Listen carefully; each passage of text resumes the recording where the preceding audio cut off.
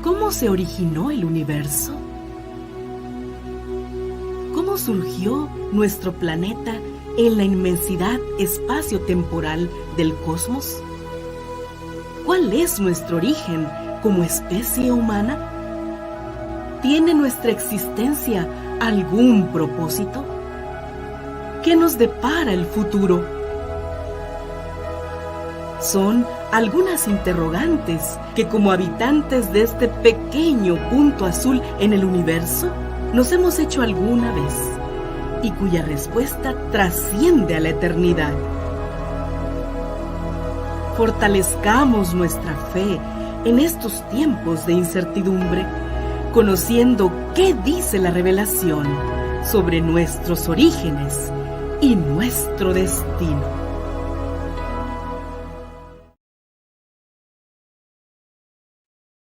Muy buenas tardes, tengan todos ustedes, amigos que nos ven a través de las redes sociales, a través de las distintas plataformas electrónicas y también por los canales de cable de nuestra región citrícola.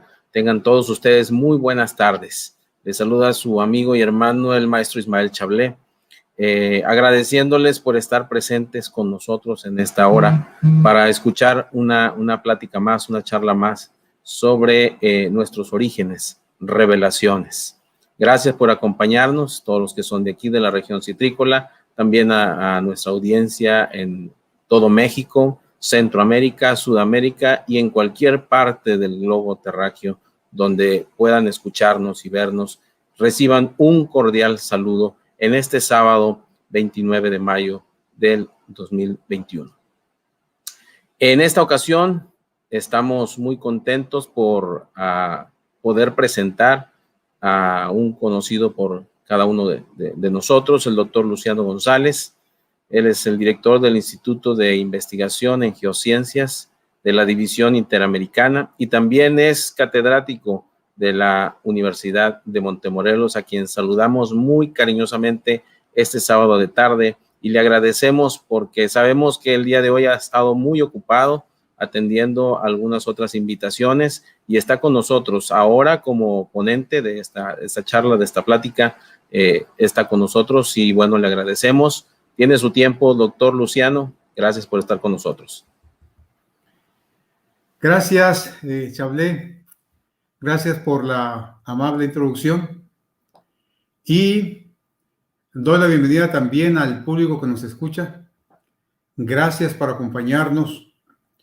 Y mi objetivo es que a través de esta plática todos salgamos beneficiados, todos aprendamos algo sobre nuestro papel en el universo, sobre al Dios a quien servimos también, y sobre cómo la naturaleza revela la guía de ese Dios creador. Como ven, la ponencia se titula Una perspectiva bíblica de las leyes de la termodinámica. De los amigos que nos escuchan desde la primaria, secundaria, preparatoria, universidad, se habla de la energía. Y la termodinámica es la ciencia de la energía. Quiero introducir mi plática con estos versículos. En el principio era el verbo, y el verbo era con Dios, y el verbo era Dios. Este era en el principio con Dios. Todas las cosas por Él fueron hechas, y sin Él, nada de lo que ha sido hecho, fue hecho. Allí, hermanos, amigos, detecto energía. Dios también puede manejar la energía. Dios proveyó luz para Israel en el desierto. Eso era energía. Dios echó piedras para cuando aquellos que querían atacar a Israel iban huyendo de Josué sus ejércitos. Esas rocas de granizo llevaban una tremenda energía cinética. Así que Dios usa la energía. Y sin duda, cuando dice todas las cosas por Él fueron hechas, y sin Él nada de lo que ha sido hecho fue hecho, nos habla de un Dios, de un gran poder. Un poder que no podemos medir. Ahí menciono, la palabra de Dios tiene el poder para transformar la energía en materia. Es lo que se desprende de Salmos 33:9, donde dice, porque Él dijo y fue hecho. Él mandó y existió. Dios no necesita millones de años para crear. Su palabra es suficiente para crear al instante.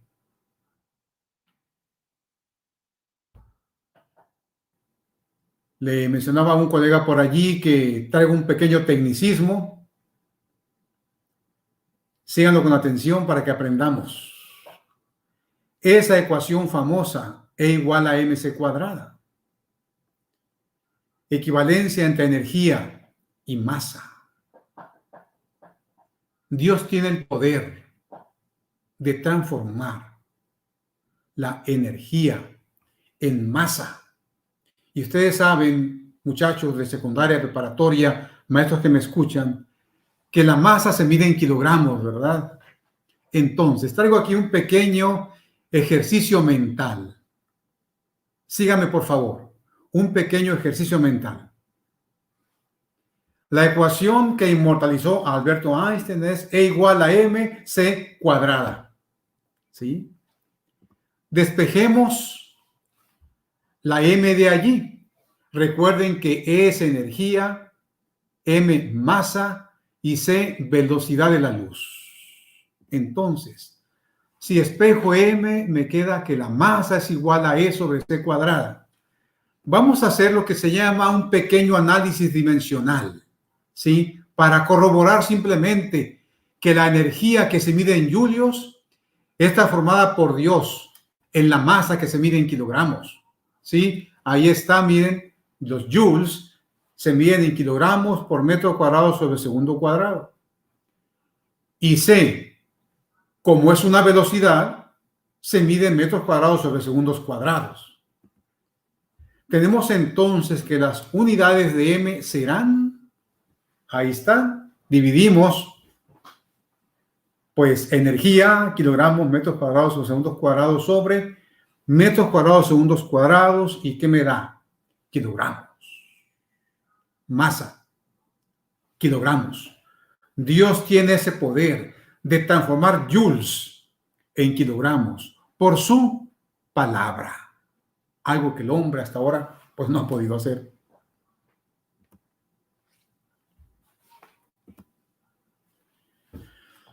La termodinámica, muchachos, hermanos, se divide en esas dos palabras: termos, calor, dínamos, fuerza. Termodinámica, la rama de la física que se encarga del estudio de la transformación del calor en trabajo y viceversa. Una ciencia muy antigua, pero que abarca el universo entero. Me gusta mucho enfatizar esto. La Biblia usa esta palabra. No la palabra termodinámica, pero sí la raíz dínamos. Recuerdan las palabras de Romanos 1:16, donde San Pablo dice: porque no me avergüenzo del evangelio de Cristo, porque es poder de Dios para salvación a todo aquel que cree, al judío primeramente y también al griego. Noten que enfaticé la palabra poder. Y acá está el texto griego. Esos que les gusta el griego se van a gozar con esto, pero pues no, yo no sé griego, nomás es la palabra que está ahí enfatizada, dunamis. ¿Sí? Es la misma palabra, es la misma raíz de esta palabra que mencioné hace un momento, poder. ¿Sí? Es lo que dice San Pablo, que el Evangelio de Dios es poder. Es interesante, dunamis. Debe la palabra dinamita también. ¿Sí? Así que la palabra de Dios es energía también para cambiar. No más que a veces somos reticentes a ese cambio. Sí. Como decía, la termodinámica es muy antigua. Ahí digo, desde el Renacimiento hasta el siglo XVIII. Fue fundamental para la creación y construcción de las primeras máquinas de vapor. Y muchachos, hermanos, esa máquina de vapor, ustedes saben, fue el motor principal de la revolución industrial. Y la revolución industrial, pues, incide hasta hoy en nuestra vida. Generó muchos cambios, ¿sí? En la política, en la sociedad, en la economía, etcétera. Así que la termodinámica ha sido, amigos, un factor de cambio para la humanidad. También se define como ciencia que estudia los procesos de intercambio de energía entre los sistemas. ¿Qué es un sistema? Bueno, ahí tengo una definición. Es un conjunto de elementos relacionados entre sí, de tal forma que un cambio en uno de ellos afecta al conjunto en su totalidad. Ejemplo de sistemas.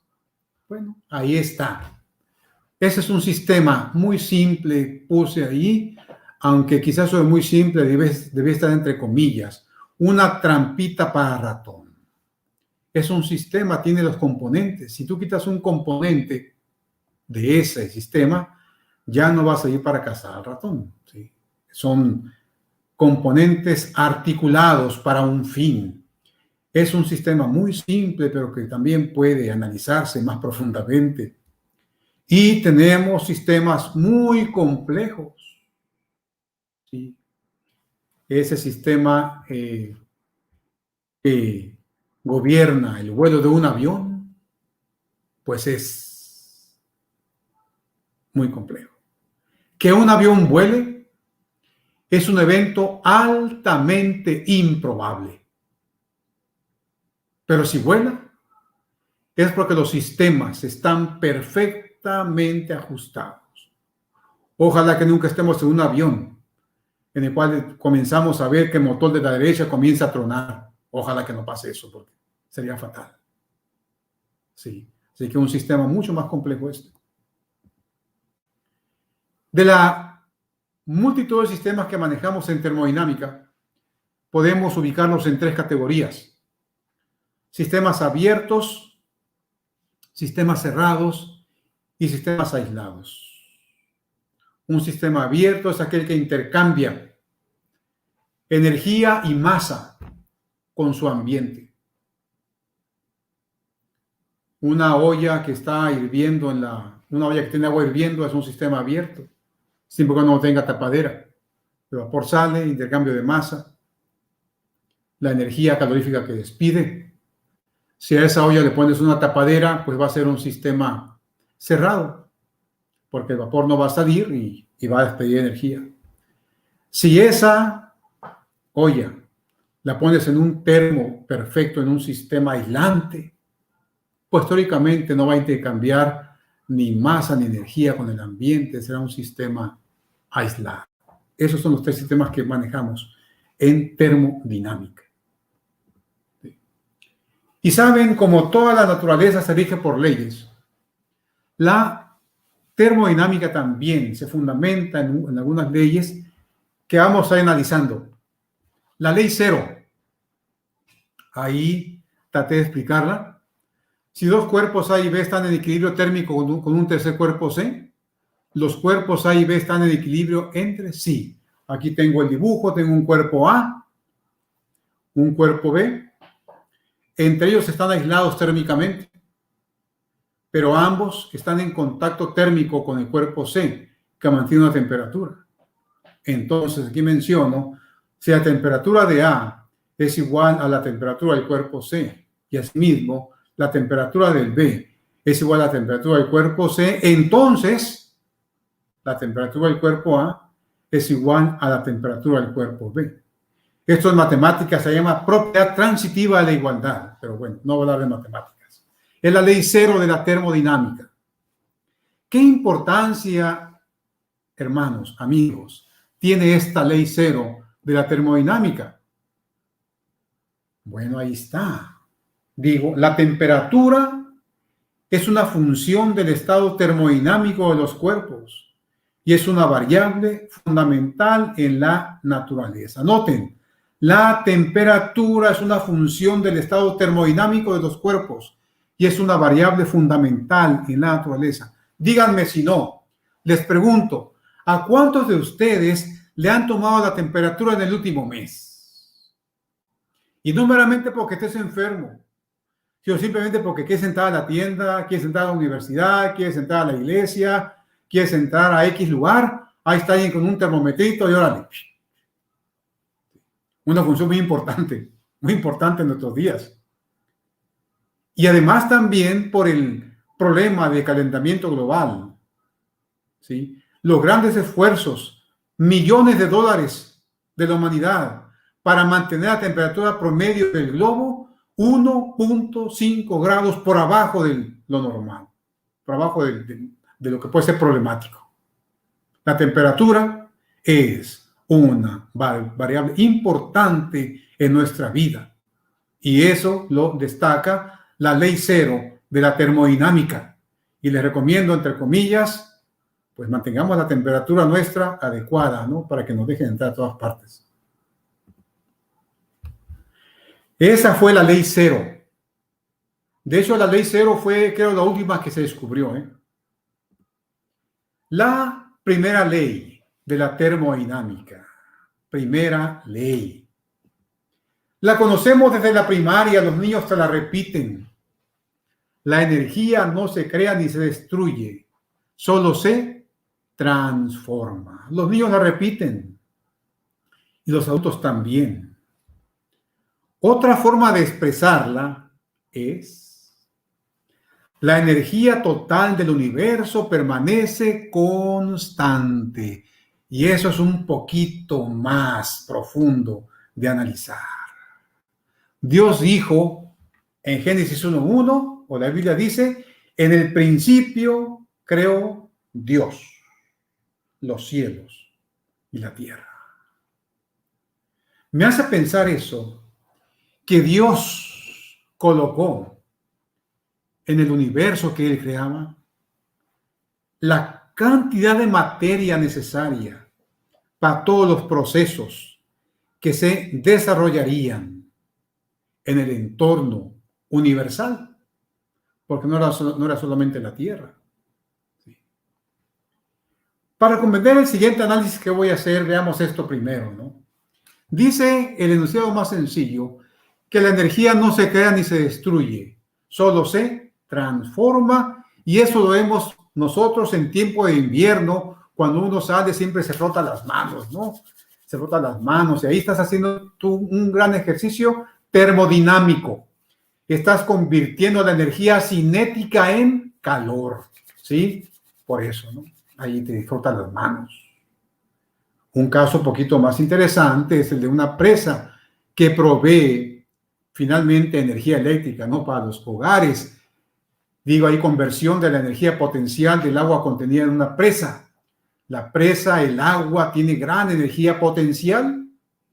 Ahí hay ya mecanismos hechos para que esa agua descienda, ponga a rotar turbinas por ahí, se llega a unos transformadores, se genera la energía eléctrica y esa es transportada a los cables, por los cables, a las zonas de consumo en las casas, donde prendes la plancha, donde prendes la luz, donde tuestas el pan, etcétera, ¿no?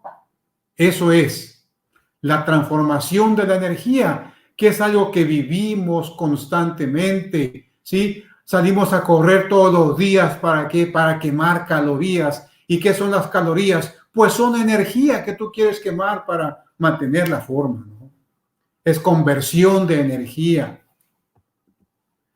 Los grandes abanicos que vemos a veces en las zonas donde hace mucho viento, la energía eólica de Eolio, el dios del viento, ¿se acuerdan? Son mecanismos que transforman ese movimiento rotacional también en procesos que generan energía eléctrica.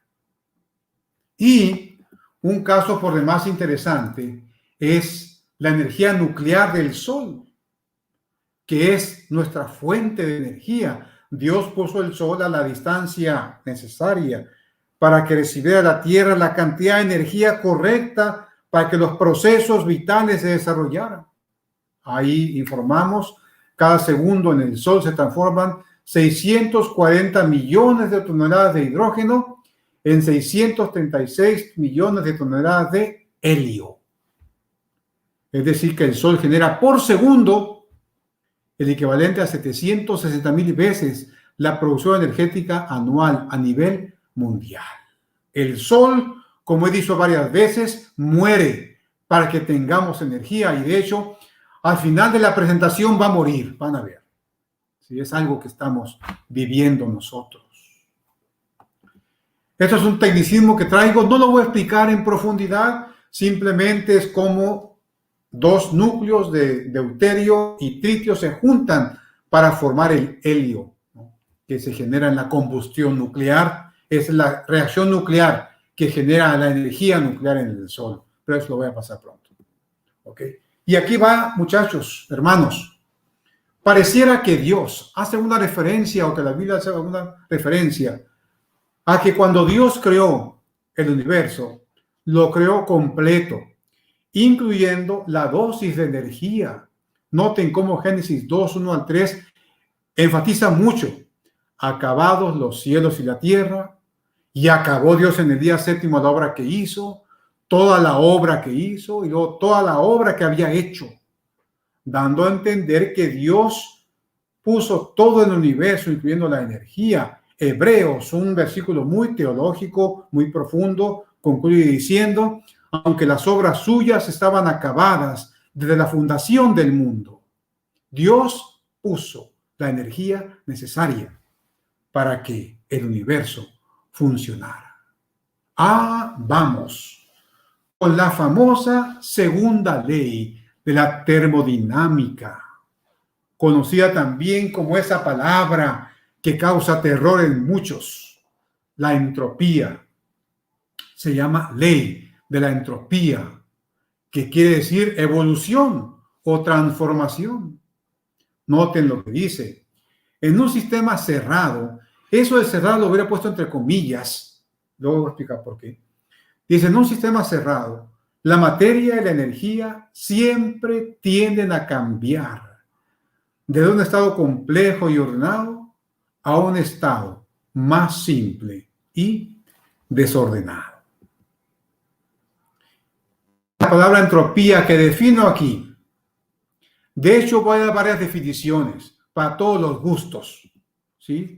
Aquí está una definición muy sencilla. La tendencia irreversible de un sistema, incluido el universo, hacia el aumento del desorden y la inercia. Y eso, muchachos, es algo que experimentamos cada día que pasa de la vida. ¿Sí? Hay un versículo que dice que Dios cuenta los cabellos de nuestra cabeza, pero por la entropía, Dios tiene cada día menos trabajo, porque eso es lo que nos tumba el cabello, nos deja calvos, lo hace blanco. El tiempo, los procesos entrópicos son propios de la existencia. Tienes ahorita un carro muy bonito, de aquí a unos años eso va a ser chatarra. Tienes un teléfono de los más sofisticados que haya, de aquí a un tiempo eso va a ser basura. Eso es la entropía. Esta es una definición para aquellos de ustedes un poquito más exigentes. Esto es una definición matemática de entropía, porque la entropía es en el fondo un concepto probabilístico, que no voy a explicar, pero eso es cierto, ¿ok? Es un concepto probabilístico de tal forma que está expresado en esta ecuación de Boltzmann, ¿sí? S es entropía, K es la constante de Boltzmann y W es el número de microestados, que eso no lo voy a explicar, pero es un concepto probabilístico, ¿sí? Entre más ordenado es un sistema, su entropía es baja. Entre más desordenado es, su entropía es más alta. Te pregunto, ¿cómo está tu entropía ahorita? ¿Baja o alta? Esa es una respuesta personal.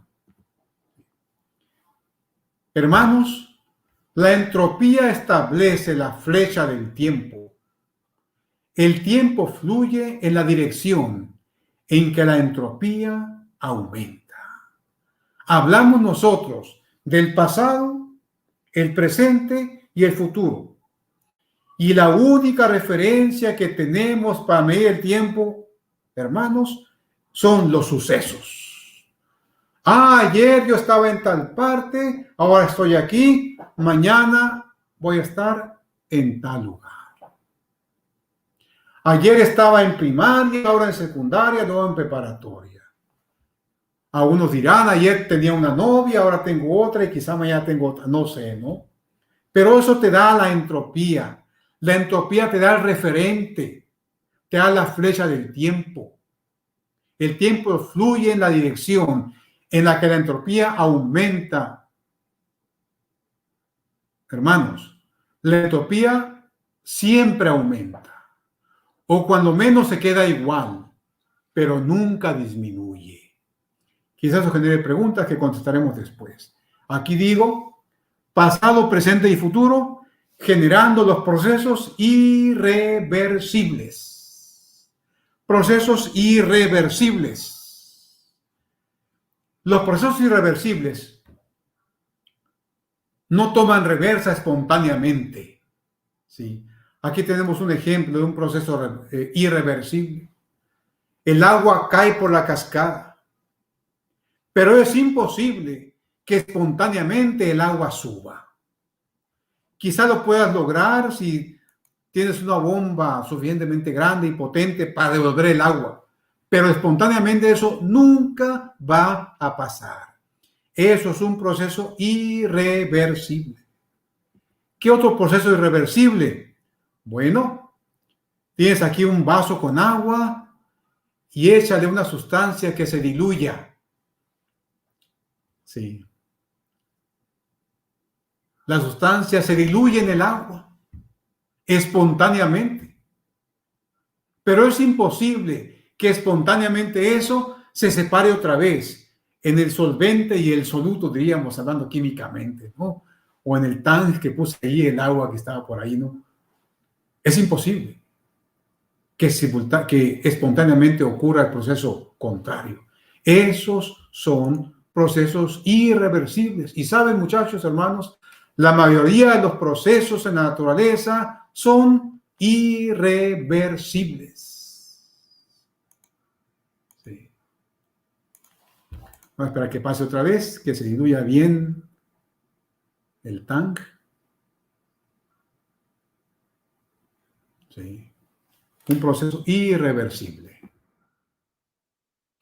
Por eso, amigos que me escuchan, Rudolf Clausius, uno de los grandes teóricos de la termodinámica, un gran matemático, dijo, quizá en palabras muy crudas, la segunda ley de la termodinámica, dijo él, es la ley más despiadada del universo. ¿Por qué? Porque es la que acaba con todo. ¿Sí? Y es interesante. Pongan mucha atención a esto porque lo voy a ocupar al final, hermanos, para que captemos la esencia del asunto. La Biblia hace referencia al constante decaimiento en el universo. Hebreos 1:10 al 12 pinta un cuadro pesimista, pero con esperanza. Desde el principio tú fundaste la tierra y los cielos son obra de tus manos. Dice, ellos perecerán, o sea, los cielos perecerán, mas tú permanecerás. Y todos ellos como una vestidura se envejecerán, como un vestido los mudarás y serán mudados. los seres humanos nos hemos encargado de contaminar el cielo también. Supiéramos cuántos miles de satélites chatarra hay en la atmósfera, en el cielo que tenemos. Cohetes que se caen. Hace unos días se cayó un cohete que se dio el control a los chinos, creo. No. Somos especialistas en contaminar. Aquí dice Salmos que los cielos se envejecerán como un vestido, serán mudados. Isaías, vean qué cuadro pinta. Alzad los cielos a vuestros ojos y mirad abajo a la tierra, porque los cielos se desvanecerán como el humo y la tierra se envejecerá como un vestido. De la misma manera perecerán sus moradores. Pero mi salvación será para siempre, mi justicia perecerá. Sí, es tremendo este versículo, lo voy a analizar un poco más al final. Vean lo que dice nuestros días son como sobre la tierra son como la hierba, como las flores silvestres, florecemos y morimos, el viento sopla y desaparecemos como si nunca hubiéramos existido. Así es. Salmo 90:10 pinta un cuadro más tétrico. Y no quiero que nadie se me desanime por esto. Los días de nuestra edad son 70 años. Y si los más robustos son 80 años. Con todo, su fortaleza es molestia y trabajo, porque pronto pasan y volamos. No sé qué sería si viviéramos como Matusalén, como Set, como Enós, como Cainán, arriba de los 900 años. Quizá la condición de pecado en que estamos sería una maldición. Quizá por eso la muerte es una bendición, porque no vives una vida de sufrimiento, probablemente. Pero son versículos que nos hacen reflexionar en las leyes que rigen nuestro universo, particularmente las leyes de la termodinámica. Noten, la muerte de los sistemas o de un sistema compuesto por materia viva significa la integración de dicho sistema al medio ambiente. El logro de su máxima entropía al incorporarse y alcanzar el equilibrio. Hermanos, parecerá triste, pero nuestra vida como seres humanos es una lucha constante contra el equilibrio. Porque desde un punto de vista termodinámico, alcanzar el equilibrio implica morir. Cada día luchamos contra el equilibrio termodinámico, porque la máxima entropía se logra cuando alcanzamos el equilibrio, y eso es en la muerte. Y muchachos, hermanos, eso ya estaba escrito, porque polvo eres, le dijo Dios a nuestros primeros padres, y al polvo volverás, con todo nuestro calcio, aluminio y los elementos que forman nuestro cuerpo. Un día los entregaremos, si eso no viene antes a la tierra, y entonces uno está en equilibrio con su entorno. Así es. Parece muy triste, pero así es. Digo allí, la muerte es hasta hoy, no te enfatizo, hasta hoy, un proceso irreversible. Oramos para que llegue el tiempo en el cual ni siquiera haya muerte, que no sea considerado como un proceso. Pero por hoy la muerte se burla de nosotros, porque es un proceso irreversible. ¿Cómo se relaciona la termodinámica con la abiogénesis? Ahí defino abiogénesis, la teoría según la cual la vida se originó de una materia no viva o inorgánica. Es decir, establece que los seres vivos surgieron espontáneamente. Y ahí están los 4 pasos sintetizados de la abiogénesis. Desde cuando había, según la teoría evolutiva, el agua con moléculas orgánicas muy simples, ¿sí? Pero luego esas moléculas orgánicas se juntaron, hicieron moléculas más complejas, ¿sí? Hasta que milagrosamente surgió la vida. Y obviamente estos procesos eran regidos por la energía. Regular la energía para que esos procesos se dieran tal como la teoría de la biogénesis establece es probabilísticamente muy bajo. ¿Sí? ¿Cómo se relaciona la termodinámica con la evolución?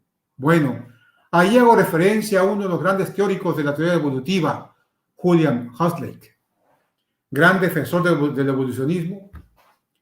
Él decía que en la evolución no hay lugar para lo sobrenatural y que la Tierra y sus habitantes no fueron creados, sino que evolucionaron. Concluyendo que la evolución es un simple proceso de autotransformación que se da en el tiempo y que se sigue dando hoy.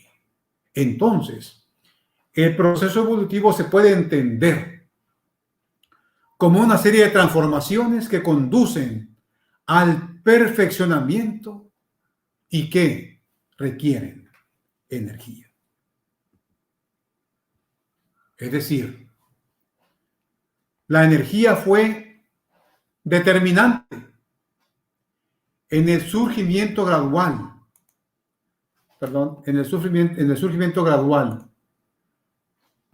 de multitud de especies vivas con creciente complejidad, yendo desde las moléculas de ADN y todo lo demás hasta formar la complejidad del cuerpo humano. Esos procesos, la termodinámica y la evolución, argumentan solo a la energía esa capacidad de autotransformación. ¿En base a qué se argumenta? Bueno, en base a que el segundo principio se aplica solo a sistemas cerrados. Entonces, el razonamiento es, siendo que la Tierra es un sistema abierto, no podemos aplicar a este sistema la segunda ley de la termodinámica, de tal forma que la energía que proviene del Sol es suficiente para que los procesos evolutivos se hayan desarrollado. Es lo que digo allí. Por lo tanto, los seres vivos terrestres pueden haberse originado a partir de estructuras inanimadas, simples y desordenadas, que se ordenaron por la energía recibida desde el exterior, particularmente del Sol. Parecía un argumento bastante sólido. Sin embargo, hay un problema. Y es algo con lo que todos podemos entenderlo. La energía en bruto no puede generar información compleja, específica, en organismos vivos. La energía sin dirección y sin un mecanismo para su aprovechamiento simplemente acelera la destrucción. La afluencia de energía no basta para ordenar un sistema. Sí. Nuestra Tierra es un sistema abierto. Recibe energía del Sol. Sin embargo, recordemos, las plantas y nuestro cuerpo tienen sistemas diseñados, y no hay otra palabra. Tienen sistemas diseñados para hacer uso de esa energía. Ya está el contraargumento, porque hermanos, esos organismos diseñados requieren información inteligente. Las plantas para transformar la energía, nuestro cuerpo para procesar los alimentos y usarla para mantenernos fuera del equilibrio termodinámico. Sí. Es importante entonces entender que el argumento termodinámico de que basta con la energía, en ese momento no es suficiente. Se requiere información para procesar la energía. Además, analizando, hermanos, la ley de la termodinámica, podemos inferir que el universo tuvo una causa primera, una causa externa a él mismo. Entonces tuvo un inicio. Y también que bajo el efecto de la entropía se encamina hacia su desorganización y muerte eterna. La energía se vuelve cada vez menos disponible para su uso. Todo envejece y eventualmente se alcanzará el punto de máxima entropía, que se llama la muerte térmica del universo. Aquí sintetizo en pocos pasos lo que constituye, según la termodinámica, la muerte térmica del universo, que consiste básicamente en que el combustible de las estrellas se acabará. Eso conducirá a otros procesos que hará que las estrellas exploten, generen mucha energía, que acabará con la vida. Y después de un tiempo que la cosmología establece de 100 a 100 años, el universo será un lugar oscuro, vacío y sin vida, a una temperatura muy cercana al cero absoluto, o sea, los menos 273 grados centígrados. Aquí es donde digo, hermanos, la termodinámica plantea un desafío a la escatología y a la cosmología bíblica. La termodinámica me habla de muerte térmica y eterna del universo. La Biblia me habla de vida eterna en un cielo nuevo y una tierra nueva. Voy a dejar que otro científico hable por mí en lo que sigue. Benjamin Thompson fue uno de los grandes científicos del pasado. La escala de temperatura Kelvin es en honor a él. Fue uno de los primeros que se puso a investigar sobre el calor que la Tierra despide, la edad de la Tierra. Fue un gran científico. Pero saben, él publicó en 1852 ese artículo que está ahí sobre la tendencia universal de la naturaleza a la disipación de la energía mecánica. En él explicaba la muerte térmica del universo, digo allí, como consecuencia de la tendencia natural de la energía a disiparse en forma de calor.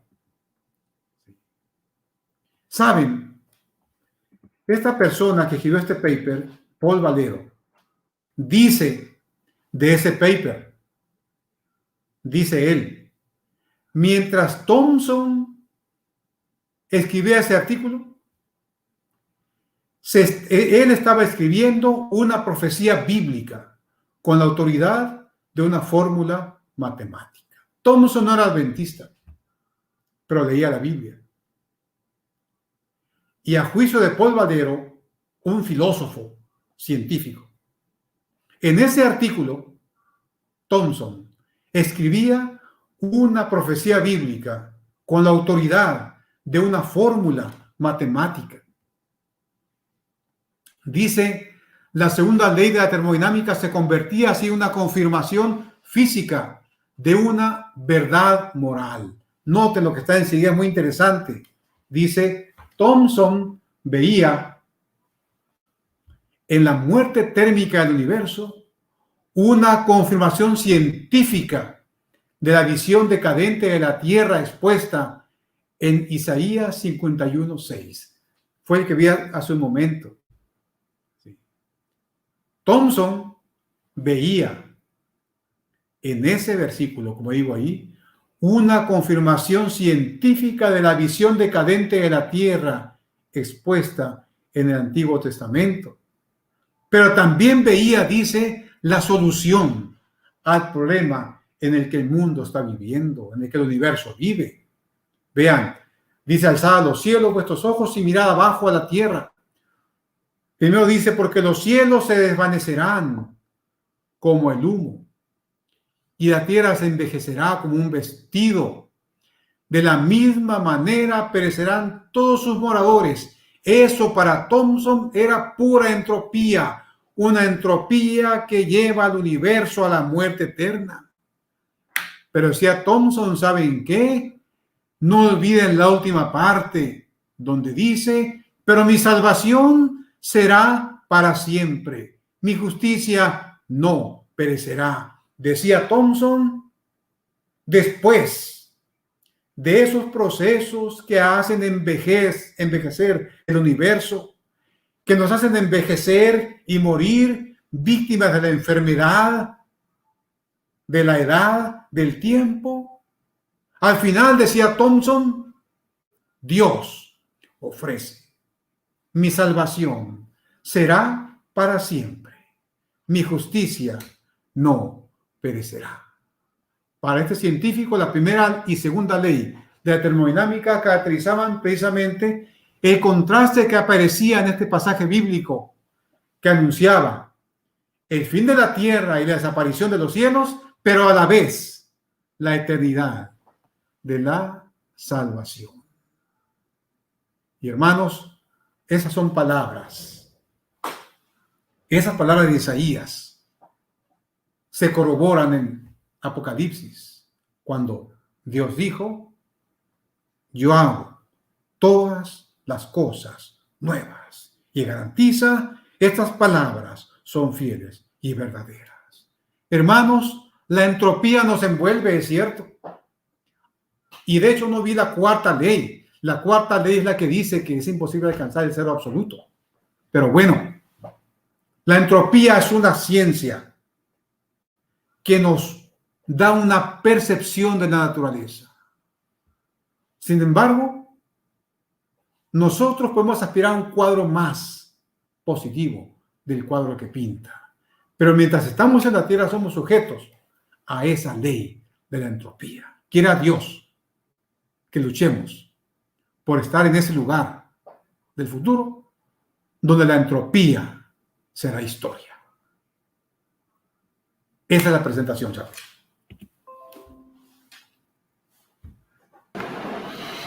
Muy bien, agradecemos al doctor Luciano por esta presentación.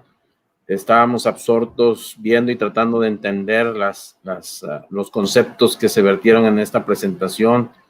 Muy interesantes, por cierto, y hay por aquí algunas preguntas. Recuerden que tenemos una dinámica al término de cada presentación, donde damos espacio para tratar de resolver algunas cuestiones que ustedes mandan a través de las distintas plataformas donde ustedes nos están viendo. Así que vamos a pasar a ver estas cuestiones, esas preguntas para que el doctor Luciano pueda contestarlo. Vamos a iniciar con algunas que tenemos por aquí. Doctor Luciano, si me lo permites, vamos a mencionar una de las primeras en orden cronológico como nos llegaron. Dice Alexis Hernández, pregunta, ¿los ángeles en qué tipo de materia se revelan o son cuerpos con energía? Sí, la pregunta sobre la naturaleza de los ángeles, pues es muy interesante, ¿no? Y cuando dice que es muy interesante es que uno tiene una respuesta correcta, yo creo. ¿Qué son los ángeles? Bueno, recuerden que los ángeles se han materializado en seres humanos. El caso de Abraham, por ejemplo, ¿no? Cuando llegó la intercesión por Sodoma y Gomorra, creo, ¿verdad? Que llegaron ahí los visitantes. Algunos de ellos eran ángeles que se materializaron. Se veían como personas. Sin embargo, los ángeles también tienen esa propiedad de viajar a altísimas velocidades, mucho más alta que la velocidad de la luz, muchísimo más alta. Para los seres humanos,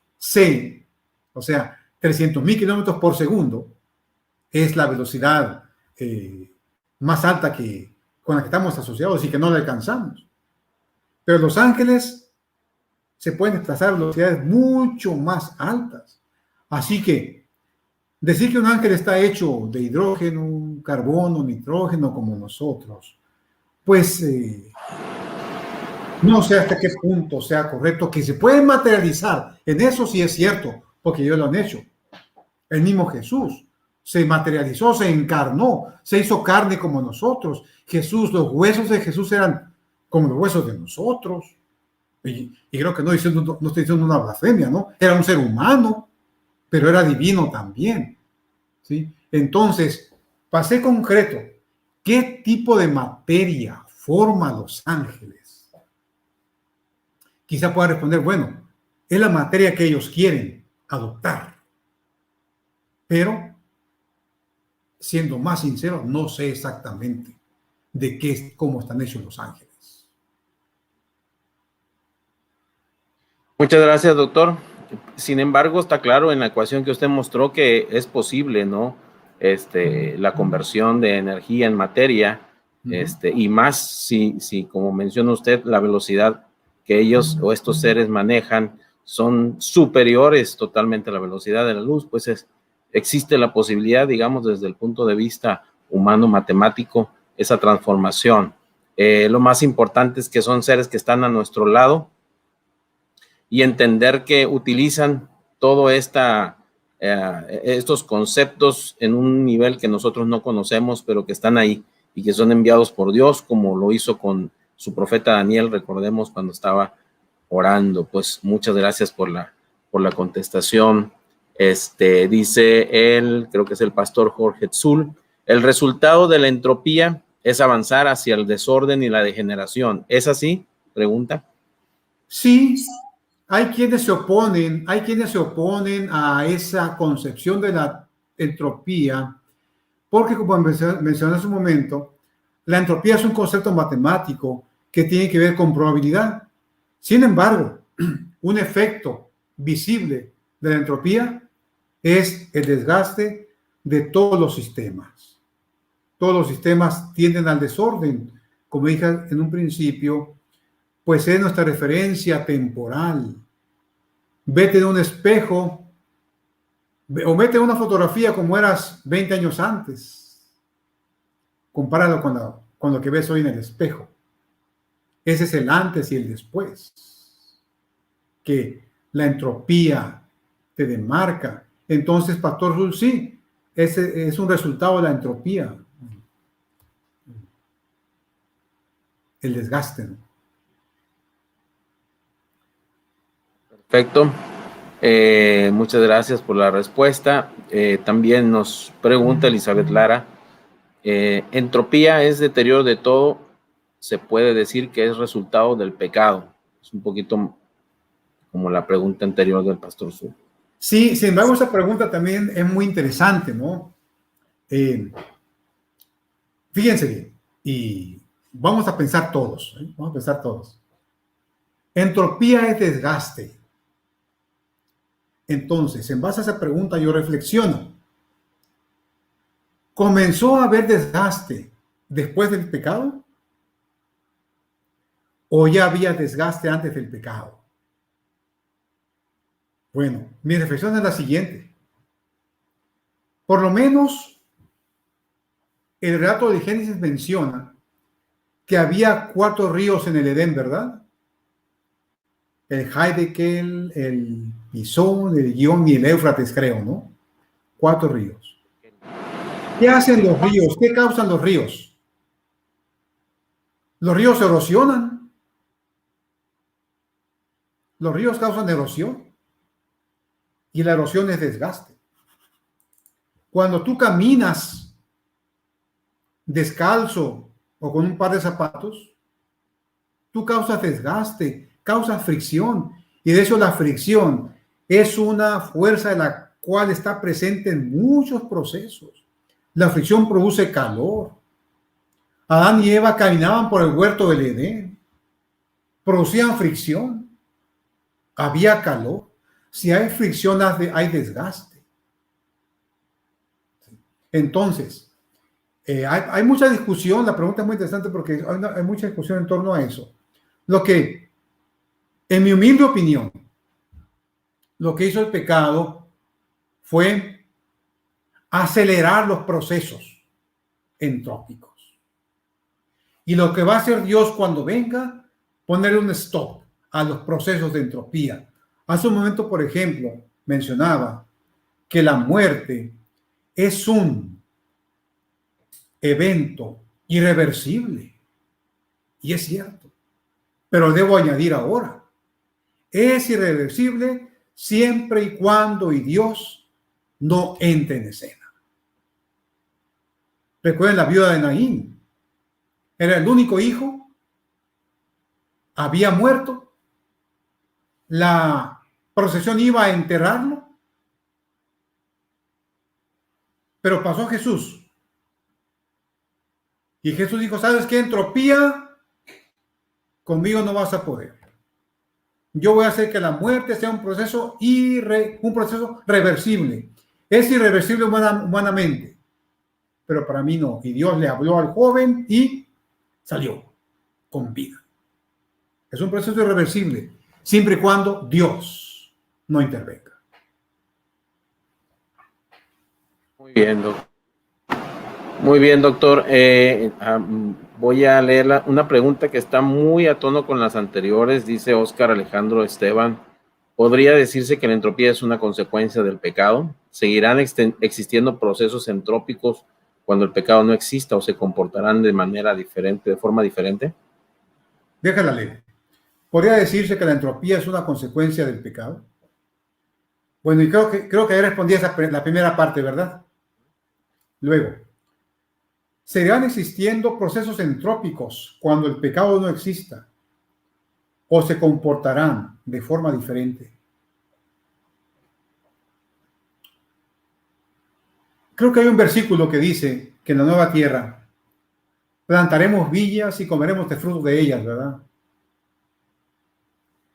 Eso implica trabajo. Sí. Y el trabajo es un proceso que genera entropía. Muchas veces hacemos trabajo para reducir entropía, pero el mismo trabajo que estamos haciendo genera entropía. Entonces, si la Biblia dice que en el cielo vamos a trabajar, y si en ese estado celestial rigen las mismas leyes que nos rigen ahora, lo cual habría también que investigarlo, si habrá entropía después. Más diría, no una entropía que conduzca a la muerte, ¿no? Porque no habrá muerte. Una entropía que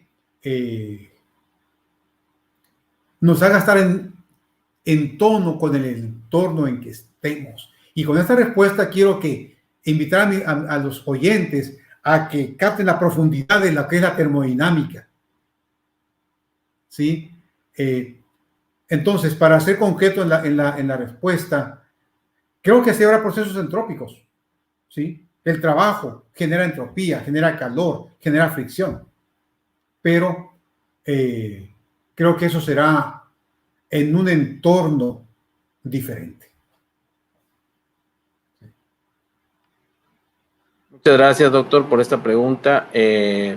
Nos pregunta Ruth W, la energía en bruto, ¿qué es? En otras palabras, ¿cómo se puede definir, no? La energía en bruto. Bien, fue una expresión que utilicé allí. Ese término lo usé para ejemplificar cómo si el sistema al cual va dirigido la energía no tiene un mecanismo para procesarlo, pues no va a haber movimiento. Un ejemplo de a qué me refiero energía en bruto, con un ejemplo lo voy a explicar. ¿Ok? Tú tienes un carro, compras un Porsche, último modelo. Un carrazo, ¿no? Y obviamente, pues quieres manejarlo, ¿no? Quieres andar por la calle de Montemorelos o no sé de dónde están preguntando, ¿no? En tu Porsche. Obviamente, para que el carro camine, pues requiere transformar la energía química de la gasolina en energía cinética. Para eso, tú dices, bueno, ocupo gasolina. ¿Cuál sería la energía en bruto? Bueno, la energía en bruto sería que tú dijeras, bueno, como el carro necesita gasolina para encender, fuera que tú fueras a la gasolinera, le dijeras al dependiente, a ver, lléname este balde aquí con 50 litros de gasolina, te da los 50 litros de gasolina, tú agarras la cubeta y se la echas al carro por el toldo, ¿no? Y por el cofre y todo, ¿no? Esa sería energía en bruto. Obviamente, el carro va a prender, pero se va a incendiar, no va a prender de otra forma, ¿no?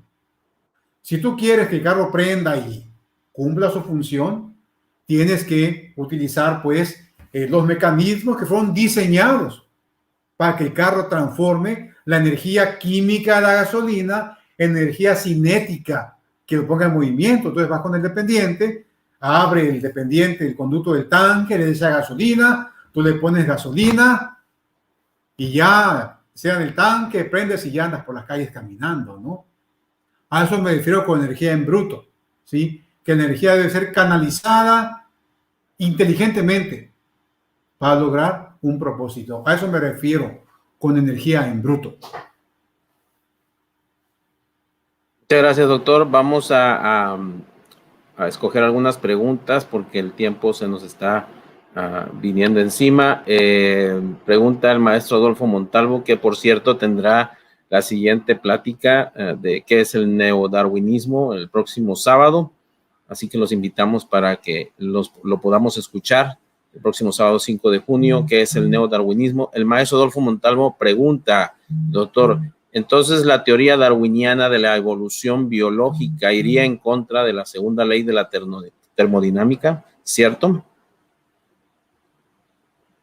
Sí, puedo decir que sí, porque pinta un cuadro general que va del desorden al orden, cuando los procesos entrópicos pues van al revés, ¿no? Del orden al desorden. La ley de evolución parte de organismos muy simples y va creciendo la complejidad, va aumentando el orden. Lo que ocurre en la naturaleza, la tendencia natural, es del orden y al desorden. Desde ese punto de vista, se presentan puntos de vista contrarios. Muy bien. Muy bien, doctor. Me hacen llegar una pregunta de otra plataforma, que si puede recomendar algunos libros que hablen sobre el asunto de la entropía y las cuestiones del pecado, la espiritualidad, entre otras. ¿Tiene alguna sugerencia de algunos libros, doctor? Bien, si quieren aprender termodinámica primero, consulta cualquier libro de física universitaria. Porque déjenme decirles, para poder aplicar la termodinámica a aspectos filosóficos, religiosos, etcétera, te recomiendo que primero conozcas las bases matemáticas de la teoría. Si no, puedes cometer ahí incoherencias. Entonces, aprende primero la base física y matemática de la termodinámica. Y después, eso sí, hay muchos libros. Hay un libro que se llama, no me acuerdo el autor, pero se llama La entropía develada. Es un libro de divulgación, pero muy profundo. Se llama La entropía develada. ¿Sí?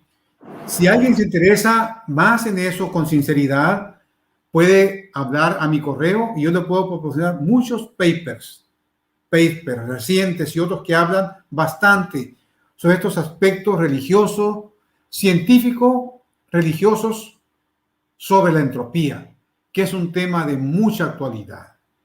Hay mucho, con mucha profundidad que se puede leer y que es desafiante. ¿Sí? Próximamente en nuestro sitio de .geo.org vamos a poner materiales sobre esta temática también. ¿Sí? Así que puede estar al tanto de estas presentaciones. Muchas gracias, doctor. De hecho, realmente uno de los campos más importantes en donde se evidencia el aspecto de la termodinámica es la bioquímica. y un aspecto importante es cómo los seres vivos extraen la energía del ambiente que los rodea, cómo el ser humano como un ente, como un sistema biológico puede interrelacionarse con el ambiente. Es muy, muy interesante, doctor. Jessica Ivonne, que nos manda esta información del ingeniero David desde otra plataforma. Jessica Ivonne menciona, que es la misma de la pregunta anterior, que si hay algún plan para que puedan involucrarse geocientíficos adventistas en sus investigaciones. Por supuesto, les digo, si alguien de ustedes está interesado con seriedad en envolverse en investigación geológica, muchachos, mándenme un correo. Mi correo es, ahí está, pueden mandarme un correo y podemos envolverlos de alguna manera en los procesos de investigación.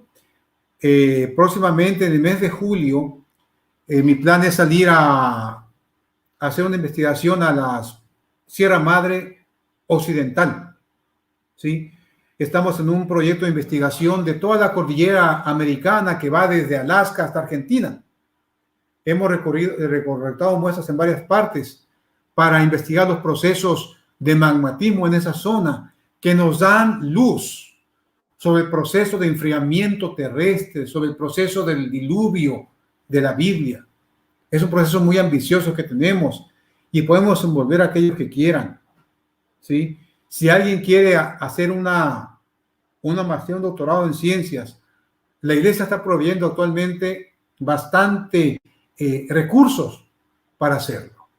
Así que si alguien quiere hacer algo serio, algo profesional, puede comunicarse conmigo y le garantizo que algo podemos hacer. Muy bien. Prosigo en dos preguntas que a lo mejor pueden ser parte de un mismo tema. Eliezer Guzmán nos escribe y pregunta, o nos dice, mejor dicho, una implicación práctica y gráfica de la entropía podría ser la inviabilidad de un buque que se propulse con el calor de un mar tibio como el Golfo de México. Y sigue diciendo, en el cual hay suficiente energía en su masa acuífera, pero a tan baja temperatura relativa que hace tal proceso poco útil. Bueno, la respuesta a esta pregunta de Eliezer puede ser bastante amplia. Voy a tratar de deducir la respuesta en pocas palabras. ¿Qué es necesario para que se produzca trabajo? Diferencias de energía. En el momento en que se produce equilibrio térmico, ya no se puede producir nada. De hecho, eso es la muerte térmica del universo. Cuando el universo esté todo a un equilibrio térmico. A propósito, recuerden que Dios abomina la tibieza espiritual, ¿se acuerdan? ¿No? Dice, porque yo te vomitaré de mi boca, ¿no? Ahí mismo vemos que la tibieza como que no es buena, ¿no? O sea muy frío o sea muy caliente, pero no intermedio, ¿no? Y es lo mismo cuando cuando se alcanza el equilibrio térmico, de acuerdo a la termodinámica, ya no puede haber trabajo. Entonces, si un barco, los barcos se desplazan en el mar, actualmente por otros procesos, ¿no? Otros procesos. Pero si se quisiera hacer trabajar el mar, el barco, por energía hasta allá del agua, se tendría que hacer un mecanismo para establecer una diferencia entre un depósito con agua de mar en el barco a más alta temperatura y de alguna forma relacionarlo con el agua del mar a alta temperatura y hacer que esa diferencia de energía se encaminara para algún proceso de la maquinaria del barco y ponerlo a caminar, ¿no? Luego López dice que venga para acá y aquí discutimos más su pregunta porque pues puede ser bastante amplia la respuesta, ¿no? Muy bien, creo que el tiempo nos está ganando, pero no quiero dejar pasar una pregunta por aquí de Nayeli Román Gómez. Dice, ¿podría ser que exista una ley antientrópica, ya que Apocalipsis menciona que las hojas del árbol de la vida serán para salud de las naciones? Sí, recuerden que hace rato mencionamos, es decir, Actualmente nuestro mundo es presa de la entropía que te conduce al pecado, produciendo procesos irreversibles. Y yo creo que la expresión más cruda de la entropía es la muerte, tanto de humanos como de animales, ¿no? Creo que es la máxima expresión de la entropía, cuando entras en equilibrio con tu entorno. Pero, en efecto, Apocalipsis promete que todo va a ser nuevo. Es decir, yo creo que parte de lo que Dios va a hacer en el nuevo mundo, en la nueva tierra, es ponerle un stop a esos procesos entrópicos que acaban con nuestra existencia.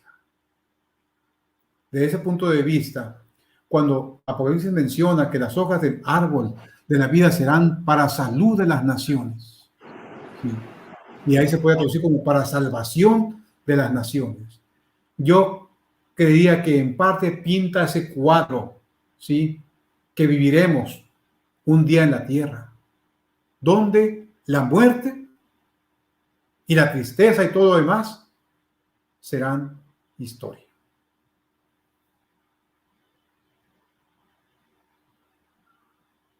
Así es, doctor. Finalizaremos esta sección de preguntas con la participación de Pedro Suárez. Menciona él, cuando las velocidades son descritas por una distribución de Maxwell-Boltzmann, no hay trabajo. Y anteriormente él mencionaba sobre la máquina de Carnot, ¿verdad? Bueno, pues el asunto de la máquina de Carnot, recuerden, bueno, aquí no quiero ser técnico, hay mucha gente que no me va a comprender, pero lo termino simplemente. Carnot pintaba una máquina perfecta, una máquina en la que todo el calor se transformaba en trabajo, lo cual es imposible. Es imposible. No se puede hacer, ¿sí? Le voy a pedir a este muchacho que el asunto de Boltzmann lo discutimos después si quiere. No quiero entrar en tanto tecnicismo con el público que nos está escuchando. Muy bien. Doctor, nos sugiere también el pastor Jorge Zul que se organice un foro con personas afines a las ciencias, filosofía y teología, y manda felicitaciones por esta presentación. Creo que con esta expresión, con esta pregunta, pues terminamos. Estamos trabajando en ello, Pastor Zul. Estamos trabajando en ello. Queremos instruir a nuestra iglesia, a todos, en estos asuntos que tienen que ver con nuestra salvación. Dios nos dio la Biblia, pero también nos dio la naturaleza para entenderlo y para conocerlo. Gracias.